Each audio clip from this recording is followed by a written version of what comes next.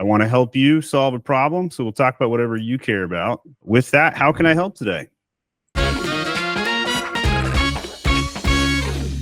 So I have questions kind of for the same brand. We are working with a new client that has a UK storefront, and she sells in the UK side some tanning lotions, and she wants to open up a store in the US and kind of make that US store the main one, the brand.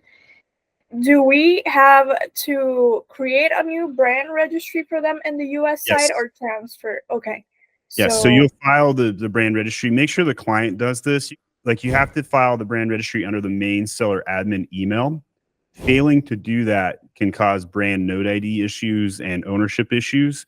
And then after the brand registry is filed in North America, it's good for Canada, the US, and Mexico.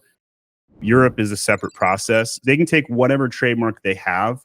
So if they have a European trademark, that'll work fine in the US brand registration, as long as it's on the principal registry, it's not pending. We also sell trademarks at My Amazon Guy, and we do recommend having a US trademark. Even if you have a trademark in Europe, you're going to want the US trademark, because then you can take down hijackers and anybody that uses the phrase. So definitely recommend getting the trademark in the US. And that's at myamazonguy.com/TM for trademark. It's not technically required to file brand registry if you have a European mark already. Okay.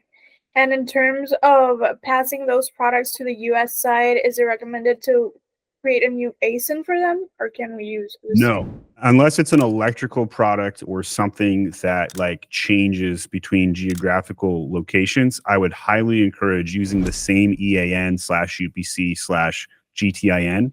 And the reason for that is because if you do that, the reviews might share or combine. But if you use a different EAN coming out of Europe, then the reviews won't combine and they'll be seen as unique products. Okay.